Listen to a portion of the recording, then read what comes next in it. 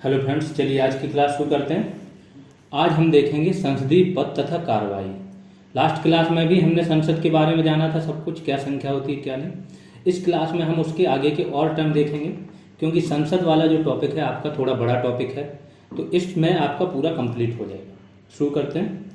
सदन का नेता। सदन का नेता किसे बोला जाता है? नेता सदन। तो जैसे अगर पीएम है, पीएम अगर आपका लोकसभा का मेंबर है तब तो वही नेता सदन कहलाएगा। अगर वो लोकसभा का मेंबर नहीं है, राज्यसभा का, तो क्या होगा? उसके द्वारा कोई भी नामित मंत्री हो वो आपका क्या हो जाएगा? सदन का नेता कहलाएगा। आगे आते हैं। विपक्ष का नेता। विपक्ष का नेता क्या होता है? कम से कम 10% सीटें मिलनी चाहिए। वह विपक्षी दल जिसे कम से कम 10% सीटें मिले हों तो वो नामित करता है अपने एक व्यक्ति को, जो विपक्ष का नेता कहलाता है।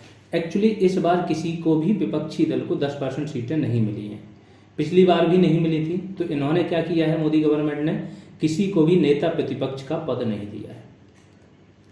कांग्रेस इस पर हल्ला भी काट रही थी, लेकिन ये भी अपनी जगह संवैधानिक रूप से सही थे। ठीक है। जो विपक्ष का नेता होता है इसको कैबिनेट मंत्री के समकक्ष माना जाता है। वही रैंक होती है, वही वेतन भत्ते मिलते हैं, वही प्रोटोकॉल मिलता है इसको। विप होता है एक सचेतक। विप वाला पद देखो कहाँ आया, जब आपकी 10th अनुसूची आई। 10th अनुसूची में क्या है? दल बदल वाला कानून है। तो जब ये जोड़ी गई, दल बदल कानून लेके आया गया कि लोग क्या कर रहे थे? दल बदल लेते थे। तो अब उन्होंने कर दिया कि कम से कम 2/3 अगर लोग जा रहे हैं एक साथ किसी अदर पार्टी में, तब तो उनकी सदस्यता बनी रहेगी। और अगर इससे कम जा रहे हैं तो सदस्यता क्या है? स्पीकर उसको रद्द कर सकता है।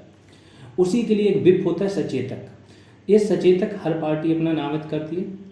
सचेतक का काम होता है कि जब भी कोई इम्पोर्टेंट मुद्दा हो, ये विप जारी कर देता है अपने सदस्यों को। जो जैसे कांग्रेस है तो संसद में इसको सचेतक होगा, ऐसे ही विधानसभा में भी एक सचेतक होता है। तो हर उसमें सचेतक होता है, चाहे केंद्र हो चाहे राज्य हो। अब जैसे संसद में सभी सांसदों को इन्होंने विप जारी कर दिया कि इस दिन एक तो सबको मौजूद रहना है, प्लस इस पक्ष में वोटिंग करनी। तो जिसने भी इसका उल्लंघन किया, अनुपस्थित रहा है, उसका क्या होगा? उसको अयोग्य ठहराया जा सकता है दल बदल कानून के आधार पर। तो विप का काम यही होता है। आगे आते हैं संसदीय कार्यवाही। ये बहुत इंपॉर्टेंट चीज़ें हैं, इसको बहुत ध्यान से सुनना कि संसदीय कार्यवाही होती क्या है, संसदीय कार्यवाही में कैसे बैठकें होती हैं, कैसे बात होती है, किसको क्या बोला जाता है, सब कुछ मैंने डिटेल में इसमें किया हुआ है, आपको बताता हूँ। प्रश्नकाल क्या होता है? संसदीय कार्यवाही 11 बजे से शुरू होती है। संसद की बैठक 11 बजे से शुरू होती है, तो संसदीय कार्यवाही का प्रथम घंटा 11 से 12 बजे प्रश्नकाल कहलाता है। ठीक है। दूसरा, प्रश्नकाल में क्या होता है? आपको लिखित में क्वेश्चन पूछने होते हैं, लिखित में प्रश्न पूछे जाते हैं यहाँ पे। अगला होता है शून्यकाल। ये पहले किसी भी संसद के उसमें नहीं था। कोई भी संसद, क्या दुनिया भर की संसदें काम करती हैं तो वहीं से चीज़ें ली जाती हैं। जैसे ब्रिटेन की संसद लोगों के लिए मॉडल की तरह काम करती है, लेकिन शून्यकाल ऐसा था जो भारतीय संसद का खुद का नवाचार है। इन्होंने खुद नवाचार किया। इसमें क्या है? प्रक्रिया नियम, जो संसद का प्रक्रिया नियम है उसमें इसका उल्लेख नहीं है। प्रश्नकाल के बाद 12 बजे यह शुरू होता है। 1962 में इसका नवाचार हुआ था, तब से ही लगातार यह जारी है। इसमें होता क्या है वो देख लो। सदस्य पीठासीन अधिकारी को पूर्व सूचना दिए बिना, होता क्या है, वैसे अगर आपको क्वेश्चन पूछने हैं तो आपको कम से कम 14 दिन का पूर्व नोटिस देना पड़ेगा। लिखित में क्वेश्चन देना पड़ेगा। किसको? पीठासीन अधिकारी को। पीठासीन अधिकारी जैसे लोकसभा है तो लोकसभा में कौन होगा? स्पीकर, डिप्टी स्पीकर या जो भी चेयर पे बैठा होगा। ठीक, जो मैंने बताया था 10 लोगों का पैनल होता है वो। उसको आपको क्या है? पूर्व में पहले से सूचना देनी पड़ेगी कि हमको ये प्रश्न पूछना है। जब आप सूचना दे दोगे, इसके बाद ही आपको लिखित में जवाब मिलेगा। ये नॉर्मल होता है प्रश्नकाल में। शून्यकाल में क्या होता है कि पीठासीन अधिकारी को कोई सूचना नहीं दी, आपने वहीं पे जिस दिन गए हो उसी दिन दे दिया कि हमें प्रश्न पूछना है। बस आपको स्पीकर मौका देंगे, आप खड़े होकर मौखिक रूप से प्रश्न पूछ सकते हैं। मौखिक प्रश्न पूछोगे, इसके बाद कुछ समय बाद जो मंत्री आएंगे उस संबंधित विभाग के, वो मौखिक रूप से उत्तर भी दे देंगे। तो यही है कि पूर्व सूचना दिए बिना लोग महत्व के मुद्दे उठा सकते हैं। अब प्रश्न आते हैं कि प्रश्न कितने टाइप के होते हैं। एक होता है तारांकित प्रश्न। यह वह प्रश्न होता है, इस पर स्टार बना होता है, सिंपल सी बात है। इस टाइप के प्रश्न पे यह वह प्रश्न होता है जिसका उत्तर मौखिक रूप से सदस्य चाहता है। तो जो सदस्य पूछता है प्रश्न, वो चाहता है कि इसका उत्तर उसको क्या मौखिक रूप से दिया जाए, वो हो गया तारांकित प्रश्न। ऐसे प्रश्नों के बाद पूरक प्रश्न पूछे जाते हैं। पूरक मतलब उन्हीं प्रश्नों को और पूर्ण करने वाला। सवाल जवाब नहीं होते, जैसे एक प्रश्न पूछा, जवाब मिल गया लेकिन अधूरा रह गया, कुछ और नहीं, तो पूरा प्रश्न पूछ लिया। अतारांकित प्रश्न जिसमें स्टार नहीं होता है, उसमें क्या होता है, ऐसे प्रश्न जिनका उत्तर सदस्य लिखित रूप में चाहता है। तो अतारांकित प्रश्न क्या होते हैं, इनका उत्तर सदस्य चाहता है कि उसको लिखित रूप में मिले, इसका उत्तर मंत्री क्या करता है, लिखित में ही दे देता है सभा पटल पर, और बाद में पढ़ के भी सुनाता है उसको। इसके बाद पूरक प्रश्न आप नहीं पूछ सकते क्योंकि लिखित में चल रहा है, लिखित में मंत्री को क्या तैयारी। ये वो प्रश्न होते हैं जिनके लिए कोई डेटा वगैरह चाहिए होता है, मंत्रालय से जवाब चाहिए होता है, डिपार्टमेंट से, तो मंत्री को भी चाहिए होता है, कुछ समय चाहिए होता है, तब तो वो चीज़ें डिटेल लेके आता है। तो ये लिखित वाले होते हैं, इसमें पूरक प्रश्न नहीं पूछे जाते। फिर होते हैं अल्प सूचना के प्रश्न। तो नॉर्मली मैंने बताया 14 दिन के नोटिस पे होते हैं, लेकिन किसी सदस्य द्वारा लोक महत्व के मुद्दे पर 10 दिन से कम समय के नोटिस पर पूछे गए प्रश्न, ये होते हैं अल्प सूचना के प्रश्न। तो ये कुछ लोक महत्व के मुद्दे होते हैं जो अर्जेंट में आए हुए होते हैं, जो करंट में चल रहे होते हैं, अचानक से आए हुए होते हैं, तो इन पर क्वेश्चन पूछना है तो क्या होगा, अल्प सूचना के प्रश्न होंगे। एक दिन में एक सदस्य कितना, एक तारांकित प्रश्न पूछ सकता है, मतलब मौखिक, और टोटल 5 तारांकित प्लस अतारांकित लिखित, टोटल 5 प्रश्न पूछ सकता है एक सदस्य। प्रस्ताव क्या होता है ये जान लो। सदन में किसी भी मुद्दे पर चर्चा के लिए पीठासीन अधिकारी की पूर्व सहमति से एक प्रस्ताव लाना अनिवार्य है। तो आपको ऐसे नहीं, सदन में ऐसा नहीं होता है कि आप कुछ भी गए कभी भी बोल दिए, हल्ला मचा दिए। सदन की बहुत ज़्यादा, जैसे क्लास में होते हैं ना हेड मास्टर, ये उससे भी खतरनाक होते हैं, जो आपके सभापति होंगे या स्पीकर होंगे। तो इनकी अगर नहीं मानी तो ये वहाँ से सदन से आपको उस टाइम तो निकाल ही सकते हैं, निलंबित कर सकते हैं, साल के लिए निलंबित कर सकते हैं, हो सकता है अयोग्य ठहरा दें। और कोई भी कोर्ट स्पीकर के उस पर बहुत कम बेसिस हैं जिस पर सुनवाई होती है, कोर्ट पलटता नहीं, तो स्पीकर के उस पर, क्योंकि संवैधानिक पद है, बहुत मतलब पावरफुल पद होता है, तो स्पीकर की बात माननी होती है। तो यही बोल रहे हैं कि किसी भी मुद्दे पर अगर आपको चर्चा करना है तो सबसे पहले पीठासीन अधिकारी को आप पहले ही एडवांस में बताओगे, फिर वो सहमति देंगे, तब आप एक प्रस्ताव लेके आओगे। बिना प्रस्ताव की कोई चर्चा नहीं होगी। और जब एक प्रस्ताव, कोई अच्छे प्रस्ताव जो होते हैं, विशेष प्रस्ताव, वो बन जाते हैं आपके संकल्प। जरूरी नहीं कि हर प्रस्ताव पे वोटिंग हो, लेकिन हर संकल्प पे वोटिंग होती है। तो प्रस्ताव, संकल्प, इसके बाद वो विधेयक होता है, विधेयक के बाद आपकी वोटिंग होती है, तो अधिनियम बन जाता है। विशेषाधिकार प्रस्ताव क्या होता है, तो संसद के सदस्यों को विशेषाधिकार होते हैं। एक विशेषाधिकार ये होता है कि सही सूचना पाने का अधिकार। अगर किसी सदस्य ने प्रश्न पूछा और किसी मंत्री ने अगर उसका गलत जवाब दे दिया, गलत डेटा पे जवाब दे दिया, राजनीतिक कारण होते हैं जानते हो, तो अगर चाइना उस पर पूछा कि भारत चीन सीमा पर क्या है, तो या तो एक देश की सुरक्षा के हिसाब से जवाब ही नहीं देगा, संसद में बोल देगा तो यहाँ पे नहीं दे सकते। अगर उन्होंने जवाब दिया और सही स्थिति नहीं बताई और कहीं से सदस्य को लगा कि नहीं ये गलत डेटा इन्होंने दे दिया, तो वो क्या कर सकता है, विशेषाधिकार प्रस्ताव ला सकता है। तो वही है, यह किसी सदस्य द्वारा तब प्रस्तुत किया जाता है जब उसे लगता है कि मंत्री या मंत्रियों ने सही तथ्यों को छिपाया हो या सदन को गलत सूचना दी हो। अगला देख लेते हैं, ध्यान आकर्षण प्रस्ताव। ध्यान जब आकर्षण करना हो तो एक प्रस्ताव होता है, क्या होता है, इसके माध्यम से कोई सदस्य अध्यक्ष की सहमति से, हर चीज़ में अध्यक्ष की सहमति तो चाहिए, मंत्री का ध्यान ऐसे विषय की ओर आकर्षित करता है जो अविलंबनीय, बिना विलंब के लोक महत्व का हो। ठीक है, यह भी भारत का क्या है, नवाचार है। ये भी आपके प्रक्रिया नियम में इसका उल्लेख नहीं था, भारत ने इसका क्या किया, नवाचार किया। तो दो चीज़ें नवाचार हो गई, शून्यकाल और ध्यान आकर्षण। इसी का ही ध्यान जब आकर्षित करना चाहते हो अविलंबनीय लोक महत्व का, तो एक तो हो गया ध्यान आकर्षित किया, लेकिन उस पर कार्यवाही क्या हुई, तो उसको और एक्शन को मजबूत बनाने के लिए आपका आता है स्थगन प्रस्ताव। इस पर क्या होता है, किसी अविलंबनीय लोक महत्व के मुद्दे पर सदन में चर्चा करने के लिए सदन की कार्यवाही स्थगित करने का प्रस्ताव है। इसके लिए 50 सदस्यों का समर्थन आवश्यक है। क्या होता है कि लोकसभा है, जैसे लोकसभा में ही लाते हैं इसको, तो इसमें 50 सदस्य लोकसभा के जब लिखित में देंगे, किसको, स्पीकर या पीठासीन अधिकारी, कि अविलंबनीय लोक महत्व का मुद्दा है, ऐसा मुद्दा है जो पहले से नहीं चला आ रहा है, इस पर चर्चा करना बहुत इंपॉर्टेंट है, कार्य स्थगन, बाकी कार्य का स्थगन किया जाए, जो भी रेगुलर काम चल रहे हैं उनका स्थगन किया जाए। कम से कम 2.5 घंटे तो चर्चा होगी, इतने घंटे तो कम से कम इस पर चर्चा होनी चाहिए। इसका जो कार्य स्थगन का मतलब ही होता है कम से कम 2.5 घंटे चर्चा होगी। आगे आ जाते हैं केवल लोकसभा में वे पेश किया जा सकता है, 2.5 घंटे से कम चर्चा होगी नहीं, वर्तमान घटनाओं के किसी अति महत्वपूर्ण मुद्दे पर ही चर्चा होगी। ठीक है, अगला आ जाते हैं अविश्वास प्रस्ताव। अविश्वास प्रस्ताव क्या होता है? इसे भी केवल लोकसभा में लाया जा सकता है। अविश्वास प्रस्ताव तो होता है जिससे सरकार गिर जाती है। सरकार दो तीन चीज़ से गिरती है। एक अविश्वास प्रस्ताव अगर आपका क्या हो जाए, पास हो जाए। अगर दूसरा धन विधेयक आपका क्या है, गिर जाए, पास ना हो, तो भी सरकार को इस्तीफा देना पड़ता है। अविश्वास प्रस्ताव अगर पास हो जाए तो भी सरकार को। एक होता है निंदा प्रस्ताव। निंदा प्रस्ताव अगर सरकार ने पास हो गया, सरकार के खिलाफ ही होता है निंदा, सरकार की नीतियाँ और कार्रवाइयों के खिलाफ होता है। निंदा प्रस्ताव अगर पास हो गया तो ये माना जाता है सरकार के उसमें समर्थन नहीं है। ठीक है, सरकार के पक्ष में जो बहुमत चाहिए वो नहीं है। अब जब बहुमत नहीं है तो इसके तुरंत बाद ये क्या, अविश्वास प्रस्ताव ले आते हैं। तो सरकार केवल 2 तरीके से गिरती है, एक अविश्वास प्रस्ताव, दूसरा धन विधेयक। ठीक, अविश्वास प्रस्ताव इसे भी केवल लोकसभा में लाया जा सकता है। कम से कम 50 सदस्यों का समर्थन होने पर पारित किया जाता है। और अगर ये पारित हो गया, ठीक है, कम से कम 50 सदस्यों का समर्थन हो तब ये क्या लाया जा सकता है। और जैसे ये पारित हो गया तो सरकार गिर जाती है। एक होता है विश्वास प्रस्ताव। विश्वास प्रस्ताव जब सरकार बनाने के लिए दावा करते हैं, फिर राज्यपाल क्या होता है, उनको सदन में बहुमत साबित करने को देता है। तो ये एक प्रकार बहुमत साबित करना विश्वास प्रस्ताव होगा। या कभी कभी क्या होता है कि विधायक आपके टूट के चले गए कुछ, या जाने की आशंका है, मीडिया में ऐसी अफवाहें फैल रही, तो विश्वास प्रस्ताव मुख्यमंत्री खुद लेके आता है या पीएम खुद लेके आता है कि हम विश्वास प्रस्ताव खुद पास कराएंगे, तो समझ में आ जाएगा।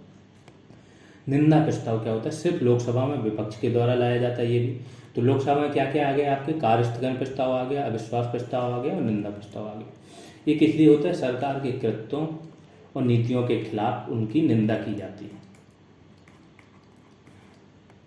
अब ये पास होने पे क्यों खतरा क्यों है, तो लोकसभा में माना जाता है कि सरकार का बहुमत हो तभी तो सरकार बनती है। अब लोकसभा में बहुमत है, अगर ये प्रस्ताव पास हो जाए दैट मीन सरकार ने बहुमत खो दिया। तो ये प्रस्ताव क्योंकि सरकार के डायरेक्ट खिलाफ है ना, निंदा प्रस्ताव क्या है, डायरेक्ट खिलाफ है आपका। अविश्वास प्रस्ताव तो मतलब हम सरकार में विश्वास ही नहीं जता रहे हैं। धन विधेयक क्या होता है, धन विधेयक में भी लोकसभा में केवल वोटिंग होती है, ठीक है, और राज्यसभा क्या है, केवल 14 दिन तक उसको रोक सकती है।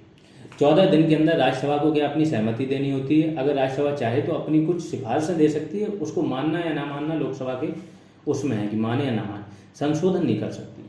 और राज्यसभा में वोटिंग भी नहीं होती। अगर इन्होंने पास करके नहीं भेजा, मतलब वोटिंग हो जाएगी, अगर इन्होंने पास करके नहीं भेजा 14 दिन के अंदर, तो ये मान लिया जाता है कि ये इनकी सहमति है और अपने आप पास हो जाती है। धन विधेयक मेनली क्या होता है, पैसा खर्च करने से रिलेटेड।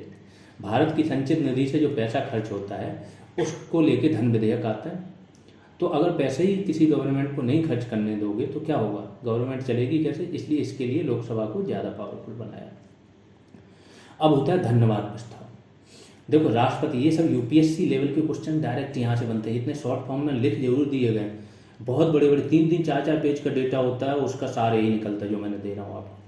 क्या होता है, राष्ट्रपति जब कोई लोकसभा पहली बार चुन के आए तो उसके दोनों सदनों के एक साथ संवेद मतलब दोनों सदन एक साथ बैठक हो रही है, ठीक है, उन सत्रों की बैठक को राष्ट्रपति संबोधित करता है। जब पहली बार लोकसभा की पहली बैठक होती है, मतलब नई लोकसभा चुनी उसकी पहली बैठक, तो एक तो राष्ट्रपति यहाँ पे संबोधित करता है। दूसरा, हर साल जो पहला सत्र होता है, हर साल का पहला सत्र, तो पहला सत्र कौन सा होता है आपका, फरवरी में 1 फरवरी से बजट सत्र। तो हर साल के पहले सत्र की पहली बैठक को भी राष्ट्रपति क्या करता है, दोनों सदनों की एक साथ संवेद बैठक को संबोधित करते हैं। जब राष्ट्रपति संबोधित करते हैं तो वो राष्ट्रपति के शब्द नहीं होते, वो सरकार के होते हैं। सरकार अपनी उपलब्धियों का पूरा ढांचा रखती है, आगे क्या करने जा रही है उसका एक ढांचा रखती है राष्ट्रपति के माध्यम। राष्ट्रपति ये चीज़ करके चले जाते हैं। फिर क्या होता है, इस पे सदन में चर्चा होती है, जिसे बोलते हैं धन्यवाद प्रस्ताव। मोदी जी हर बार इसमें भाषण देते हैं। जब भी राष्ट्रपति का हर साल के पहले सत्र के राष्ट्रपति का भाषण होगा, राष्ट्रपति के भाषण के 5 या 6 दिन बाद मोदी जी का 1 से 1.5 घंटे का भाषण जरूर आएगा। और इसका देश इसलिए इंतजार करता है कि मोदी जी मीडिया के सामने ज़्यादा आते नहीं, तो साल में यहाँ पे तो एक बार जरूर आते हैं, इसको जरूर ध्यान देना, ठीक। और एक एक जवाब देते हैं, विपक्ष के एक एक क्वेश्चन का जवाब देते हैं। तो इसी को ही बोलते हैं प्रत्येक आम चुनाव के पहले सत्र, तथा वित्तीय वर्ष के पहले सत्र को राष्ट्रपति सदन को संबोधित करते हैं। उसके बाद सदन में इस पर चर्चा होती है, जैसे धन्यवाद प्रस्ताव कहते हैं। सदन की मैंने क्या बोला, एक साथ दोनों सदनों की बैठक होती है, समवेत बैठक। आगे आ जाते हैं। प्रस्ताव क्या होता है, महत्वपूर्ण प्रस्ताव संकल्प होते हैं। मैं पहले बता चुका कि जो प्रस्ताव महत्वपूर्ण होते हैं वो संकल्प होते हैं और सभी संकल्पों पर मतदान जरूरी है। संयुक्त बैठक का एक प्रावधान है। संयुक्त बैठक क्या होती है कि जब दो सदन हैं, दोनों में क्या होगा, मतभेद है।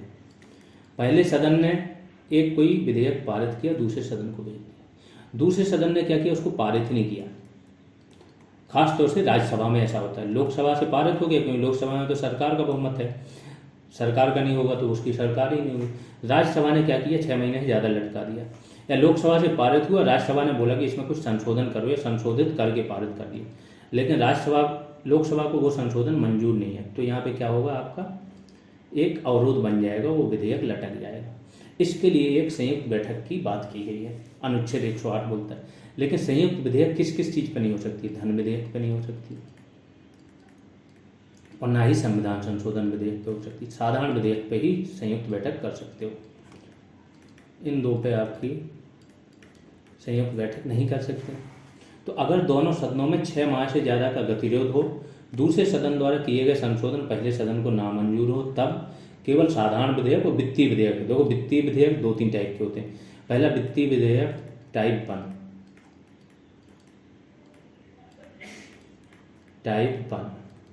फिर टाइप 3, ये तो वित्तीय विधेयक हो गए। और वित्तीय विधेयक ही आपके धन विधेयक होते हैं। मतलब हर वित्तीय विधेयक धन विधेयक नहीं होता है, लेकिन हर धन विधेयक वित्तीय विधेयक होता है। तो वित्तीय विधेयक में से जो स्पेशल होते हैं, जो संचित निधि से जिसमें व्यय किया जाता है, वो धन विधेयक बन जाते हैं। ठीक है, तो वित्तीय विधेयक प्लस साधारण विधेयक, इस पर एक संयुक्त बैठक बुलाई जा सकती है संसद की।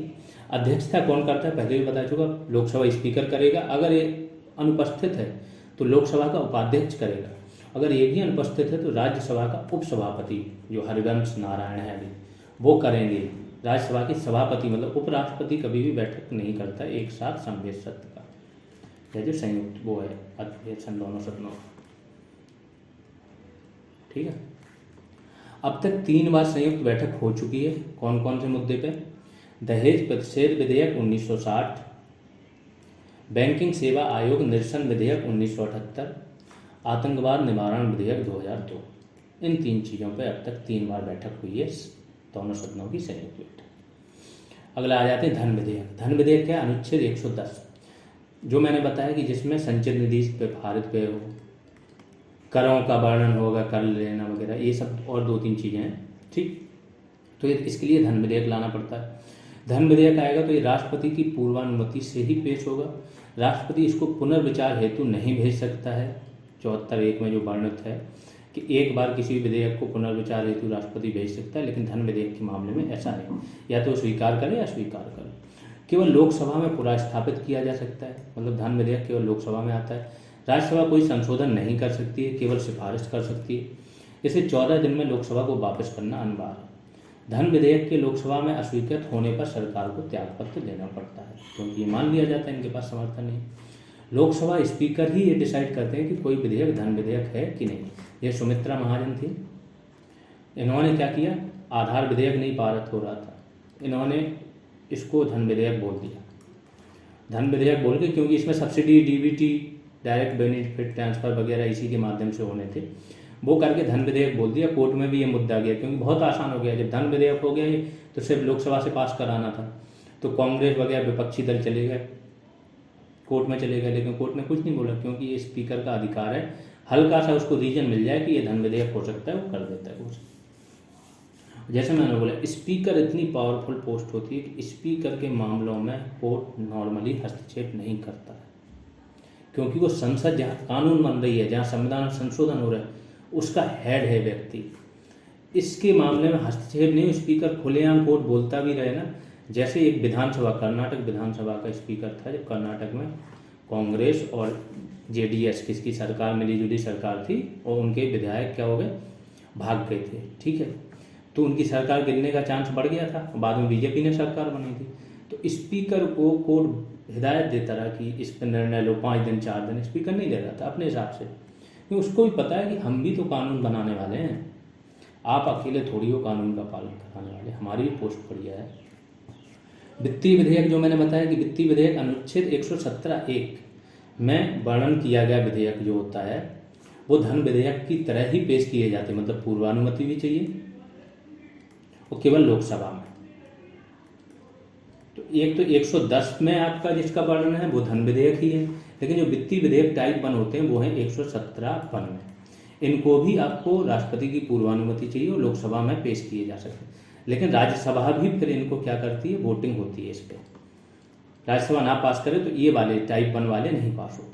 जबकि 117(3) के तहत वर्णित वित्तीय विधेयक क्या होते हैं, सामान्य विधेयकों की तरह होते हैं, चाहे लोकसभा में लाओ चाहे राज्यसभा में लाओ, और दोनों में पास होना चाहिए, कोई दिक्कत नहीं। अब बजट देख लेते हैं। अनुच्छेद 112 में आपके बजट का वर्णन है, जिसको बोलते हैं वार्षिक वित्तीय विवरण। वार्षिक वित्तीय विवरण मतलब आय का और व्यय का दोनों का लेखा जोखा होता है पूरा, कि कितनी आय हो रही सरकार की, कितनी व्यय हो रही। आय में आपका लोन जुड़ जाता है, क्यों लोन लेके तो आय और व्यय बराबर होने चाहिए, कि जितनी आपकी आय हो रही स्रोतों से प्लस लोन और व्यय जो आप कर रहे हैं। एक अब इसी पे एक तो बजट आ गया। बजट के एक दिन पहले आर्थिक समीक्षा पेश की जाती है। बजट कौन रखवाता है, राष्ट्रपति सदन के पटल पर रखवाते हैं। जितनी भी रिपोर्ट्स हैं, जितने भी बजट हैं, चाहे मानवाधिकार आयोग की रिपोर्ट हो, चाहे यूपीएससी की रिपोर्ट हो, सारी रिपोर्ट, चाहे कैग की रिपोर्ट हो, ये कौन रखवाता है, राष्ट्रपति रखवाते हैं सदन के पटल पर। तो ये बहुत ध्यान रखना। अब इसमें कुछ प्रस्ताव जैसे कटौती प्रस्ताव, तो कटौती प्रस्ताव ये सारे प्रस्ताव भी कहाँ होते हैं, आपकी लोकसभा में लाए जाते हैं। तो कटौती प्रस्ताव में क्या होता है, केवल लोकसभा में लाया जाएगा, और इसमें क्या होगा कि कटौती कर देंगे। 2-3 टाइप की कटौती होती है। एक होती है नीतिगत कटौती, कि हम तुम्हारी नीति से ही सहमत नहीं है, जो तुम लेके आ रहे हैं कि हाईवेज बनाना, लेकिन हमारा मतलब है कि हाईवेज न बनाओ, पहले बिजली पे पैसा खर्च करो। अलग अलग नीति हो सकती है। कोई गवर्नमेंट डिफेंस पे बहुत खर्च कर रही है, लेकिन नेहरू जी का मानना था कि डिफेंस और सेना को हमें ज़रूरत ही नहीं इतना खर्च करने की, हम शांतिपूर्ण राज्य हैं, हमारे ऊपर कोई अटैक नहीं करेगा, ना हम किसी पे करेंगे, ठीक है। तो नीतिगत कटौती की जब मांग होती है तो इसमें क्या करते हैं, मांग की राशि घटा के कितना, 1 रुपये कर देते हैं। बोलते हैं कि जैसे 1 लाख करोड़ मांगा, ये बोलेंगे नहीं इसको 1 रुपये कर दो, मीन्स नीतिगत कटौती, पूरी नीति ही खराब है, इनको कुछ दो ही मत। एक होता है सांकेतिक कटौती की मांग करता है विपक्ष। सांकेतिक में क्या होता है कि जैसे 50,000 करोड़ की बात हो रही, ये बोलेगा इसमें से 100 रुपये घटा दो। अगर इनकी बात मान लेते हैं तो ये थोड़ी सी प्रक्रिया है कि हम असहमत हैं, लेकिन उस हद तक नहीं है, यहाँ पे पूर्ण सहमत है। फिर लेखानुदान देख लेते हैं। वोट ऑन अकाउंट क्या होता है।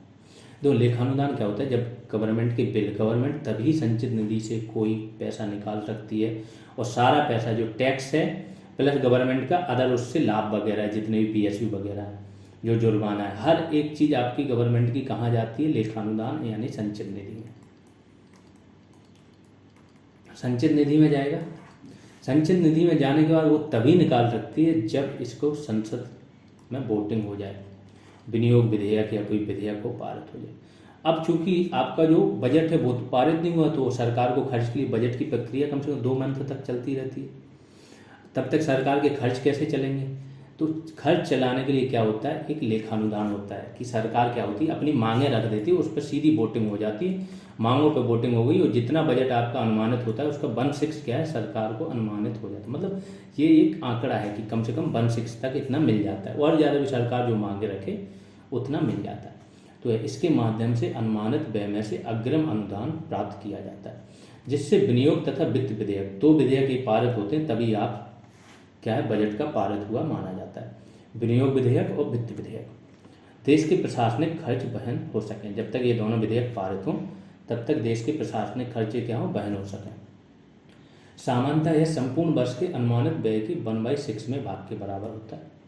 लोकसभा द्वारा बिना चर्चा के इसे पारित कर दिया जाता है। अगला आते हैं अंतरिम बजट, जहाँ लेखानुदान में केवल सरकारी व्यय का वर्णन होता है। तो अंतरिम बजट एक प्रकार का बजट ही होता है, बस इसकी जो अवधि होती है वो 1 साल से कम होती है।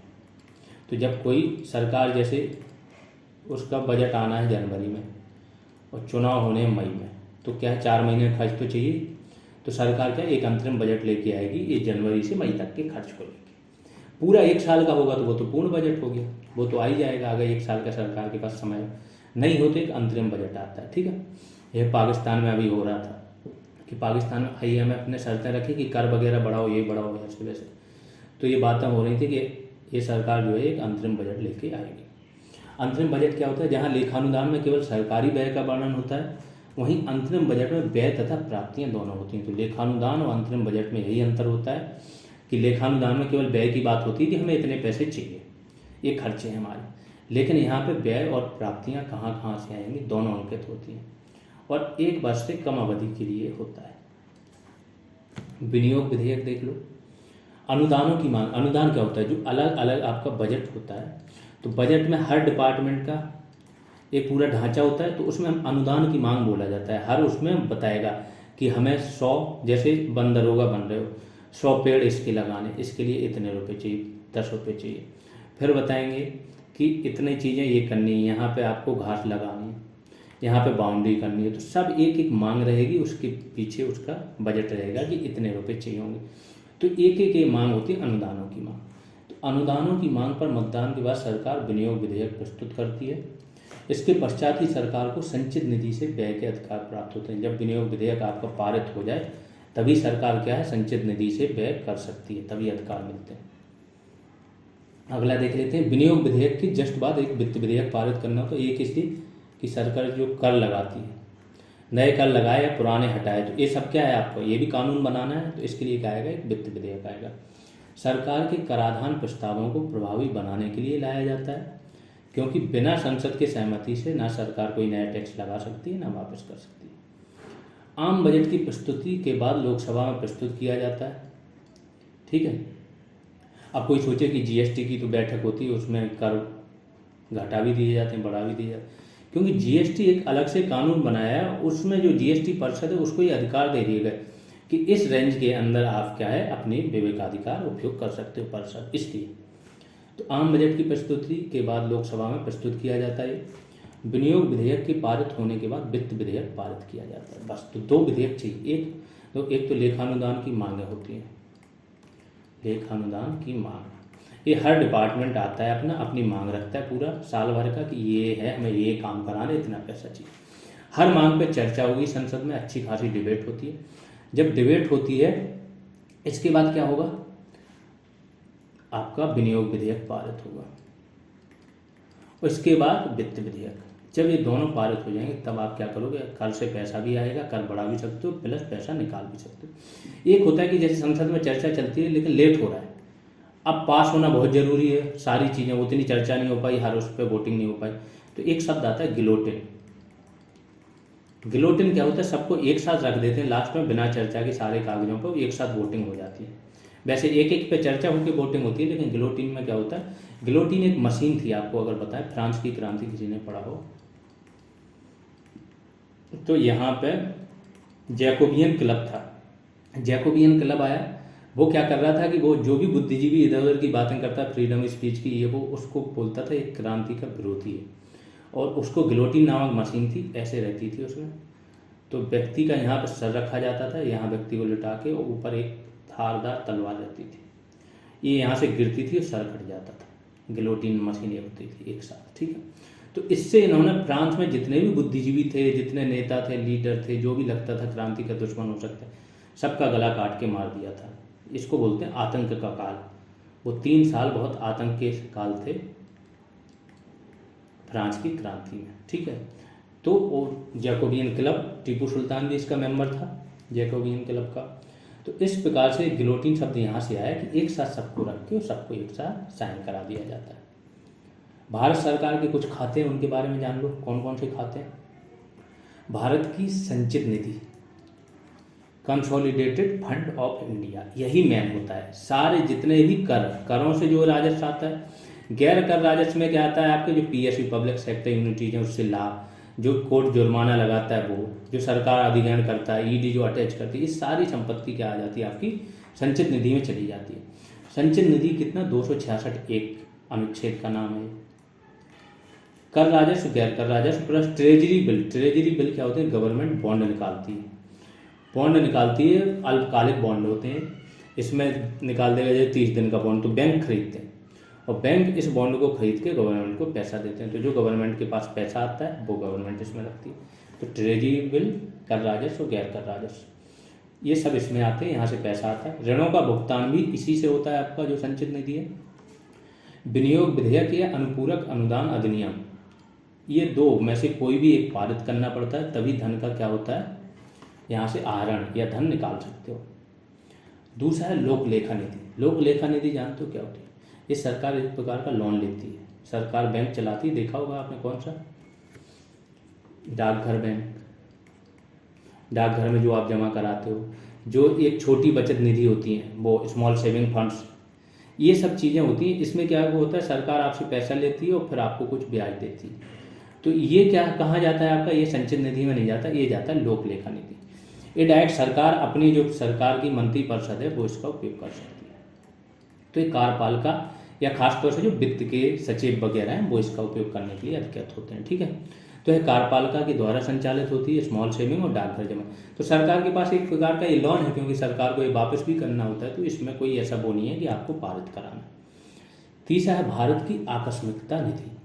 ये कौन सा अनुच्छेद है, 267(1), और ये वाला कौन सा था, 266(2).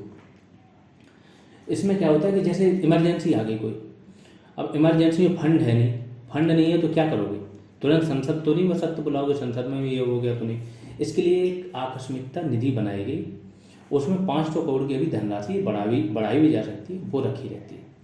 भारत का जो वित्त सचिव होता है वो राष्ट्रपति की ओर से इस निधि का संचालन करता है, और राष्ट्रपति इसको वित्त सचिव को पहले से ही अधिकृत करके रखता है कि जब कोई ऐसी इमरजेंसी आए तो आप यहाँ से फंड रिलीज कर लो। ये तो छोटी चीज़ें हैं, अब तो बहुत कुछ हो गई। एनडीए फंड होता है, एनडीएमए वाला, नेशनल डिजास्टर मैनेजमेंट अथॉरिटी, इसमें भी बहुत हज़ारों करोड़ पैसे पड़े होते हैं, तुरंत जारी हो जाते हैं। पीएम केयर फंड अभी बना था एक, उससे तो ऐसी कोई बड़ी चीज़ नहीं है, 500 तो बहुत छोटी, बट जो संविधान में उस टाइम पे प्रावधान किया था वो बहुत बड़ी चीज़ है।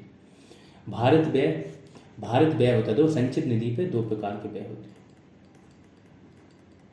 एक होता है भारत व्यय। भारत व्यय वो होता है जो आपका इस पे लगा हुआ है, इस पे क्या होगा, वोटिंग नहीं होगी, क्योंकि ये इंपॉर्टेंट व्यय है और ये राजस्व व्यय है, ये होना ही होना है। जैसे आपके सुप्रीम कोर्ट के जज हैं, चीफ जस्टिस हैं, इनके वेतन भत्ते, संवैधानिक पद पे बैठे हुए व्यक्ति हैं उनके वेतन भत्ते, ठीक है। चुनाव आयोग है, चुनाव आयोग का तो खैर भारत नहीं होता है संचित निधि पे, आपका यूपीएससी का होता है। यूपीएससी हो गया, कैग हो गया, चुनाव आयोग के भी यही थोड़ा चुनाव आयोग को बोला जाता है, इसलिए थोड़ा कमज़ोर है कि चुनाव आयोग सरकार पर डिपेंड होता है। सरकार जो चाहे पैसा भी, फंड भी सरकार देती है। और अभी क्या हुआ था कि चुनाव आयोग का जो हेड होता है, मुख्य चुनाव आयुक्त, उसकी नियुक्ति हेतु भी कोई प्रक्रिया नहीं थी, तो सुप्रीम कोर्ट ने क्या है, ऑर्डर जारी किए थे कि उसमें एक नेता विपक्ष होना चाहिए, एक सुप्रीम कोर्ट का चीफ जस्टिस होना चाहिए और एक पीएम, तीनों लोग मिलकर चुनेंगे। तो इन लोगों का जो यूपीएससी किया गया, इनके वेतन भत्ते, प्रशासनिक खर्चा, ये वो, कि इससे ऐसा ना हो कि सरकार थोड़ा इनके विरोधी हो तो सरकार इनके खर्चे रोक दे या प्रॉब्लम आए, फिर अपना काम कैसे करेंगे। तो ये डायरेक्ट भारत होते हैं, इन पर केवल चर्चा होती है, मतदान नहीं होता है। यही जो मैंने बताया, सुप्रीम कोर्ट, हाई कोर्ट के न्यायाधीश के वेतन भत्ते और पेंशन, और संवैधानिक पोस्टें जो हैं कैग, यूपीएससी वगैरह, इनके। संविधान संशोधन देख लेते हैं। अनुच्छेद 368 के तहत, ये पहले बता चुका हूँ, 368 के तहत अगर विशेष बहुमत से संशोधन हो इन दो से, तो ये माना जाता है संविधान संशोधन। अगर साधारण विधेयक से संशोधन हो तो ये संविधान संशोधन नहीं माना जाता है। जैसे उपस्थित तथा मतदान करने वाले लोगों का बहुमत, जैसे उपस्थित हैं आपके 50 लोग, अब मतदान भी 50 कर रहे हैं, तो इनका बहुमत चाहिए आपको, तो कितना, 26 लोगों ने अगर दे दिया, 50/2+1, तो आपका क्या है, मान लिया जाता है ये पारित है, साधारण विधेयक हो गया। लेकिन विशेष बहुमत में क्या होता है, विशेष बहुमत में आपको चाहिए कि जितनी आपकी संख्या है 543, इसके पहले तो कम से कम 50% प्रेजेंट रहें। जब 50% प्रेजेंट रहेंगे, इसके बाद इसमें जो उपस्थित और मतदान करने वाले रहेंगे उनका 2/3 बहुमत चाहिए।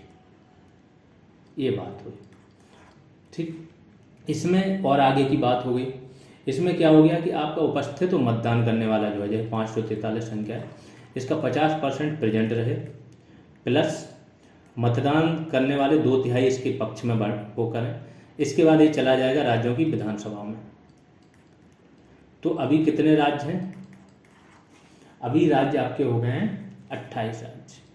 तो कम से कम 14 राज्य ऐसे हैं, और ख़ासतौर से 2 आपकी यूटीज हैं जहाँ पे विधानसभा है, तो इन सब में चली जाएगी जहाँ पे विधानसभाएं हैं।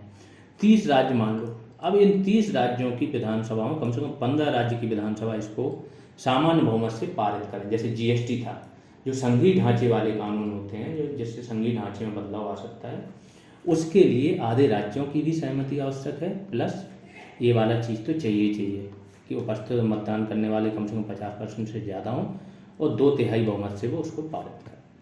ये आपके संविधान संशोधन हो गए। एक कमेटी के बारे में सुनते होंगे, अभी अडानी वाले मामले में जेपीसी की बात होती थी। आगे की कमेटियाँ नेक्स्ट लेक्चर में पढ़ाएंगे क्योंकि ये वीडियो थोड़ा बड़ा हो जाता है, लेकिन एक बता रहे जेपीसी, ये होती है ज्वाइंट पार्लियामेंट्री कमेटी। ये जांच का काम होता है इसका। ज्वाइंट होती है तो जिसमें लोकसभा प्लस राज्यसभा दोनों के मेंबर्स होते हैं। इनके मेंबर्स को लेके एक कमेटी बनाई जाती है। इनके पास अच्छे खासे अधिकार होते हैं, किसी भी अधिकारी को बुला सकते हैं, किसी से कागज ले सकते हैं, किसी को पेश होने के लिए बाध्य कर सकते हैं, साक्ष्य ले सकते हैं, क्वेश्चन कर सकते हैं। पूरा एक पुलिस जैसा काम करते हैं और पुलिस को भी ये बुला सकते हैं, पुलिस के हेड को भी बुला सकते हैं क्योंकि संसद की कमेटी है, इसलिए हमेशा इसकी मांग होती है। और जेपीसी का एक काम है, इसकी मांग करके लोग सरकार पर दबाव भी बनाते हैं। ठीक है, तो एक सदन में प्रस्ताव पारित किया जाता है इसके लिए और दूसरे सदन से सहमति मिल जाती है तो क्या है, जेपीसी बन जाती है।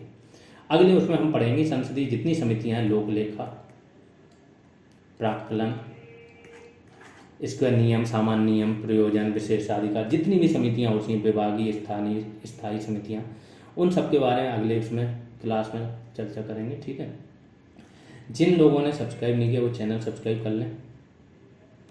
यूट्यूब पे सबको पता होगा जीएस रिवॉल्यूशन, चाहे आप यूट्यूब पे सर्च कीजिए जीएस रिवॉल्यूशन,